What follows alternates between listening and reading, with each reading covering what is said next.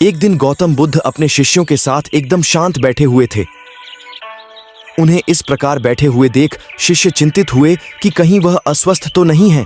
एक शिष्य ने उनसे पूछा कि आज वह मौन क्यों बैठे हैं, क्या शिष्यों से कोई गलती हो गई है।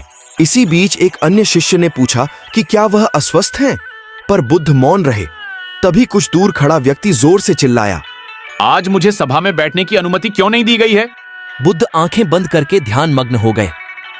वह व्यक्ति फिर से चिल्लाया, मुझे प्रवेश की अनुमति क्यों नहीं मिली? इसी बीच एक उदार शिष्य ने उसका पक्ष लेते हुए कहा कि उसे सभा में आने की अनुमति प्रदान की जाए।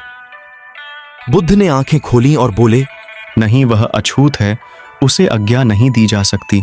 यह सुनकर शिष्यों को बड़ा आश्चर्य हुआ। बुद्ध उनके मन का भाव समझ गए और बोले, हाँ, वह अछूत है। इस पर कई शिष्य बोले, हमारे आश्रम में जात पात का कोई भेद ही नहीं, फिर वह अछूत कैसे हो गया? आज वह क्रोधित होकर आया है। क्रोध से जीवन की एकाग्रता भंग होती है। क्रोधी व्यक्ति प्राय मानसिक हिंसा कर बैठता है। इसलिए जब तक वह क्रोध में रहता है तब तक अछूत होता है। इसलिए उसे कुछ समय एकांत में खड़े रहना चाहिए। क्रोधित शिष्य भी बुद्ध की बातें सुन रहा था। पश्चाताप की अग्नि में तपकर वह समझ चुका था कि अहिंसा ही मनुष्य का महान कर्तव्य व परम धर्म है। वह बुद्ध के चरणों में गिर पड़ा और कभी क्रोध न करने का प्रण लिया। शिक्षा आशय यह है कि क्रोध के कारण व्यक्ति अनर्थ कर बैठता है और पश्चाताप उसे बाद में होता है, जिसका कोई लाभ नहीं मिलता।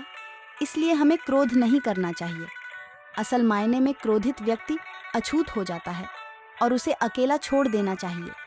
क्रोध करने से तन, मन और धन तीनों की हानि होती है। क्रोध से ज्यादा हानिकारक कोई और वस्तु नहीं है।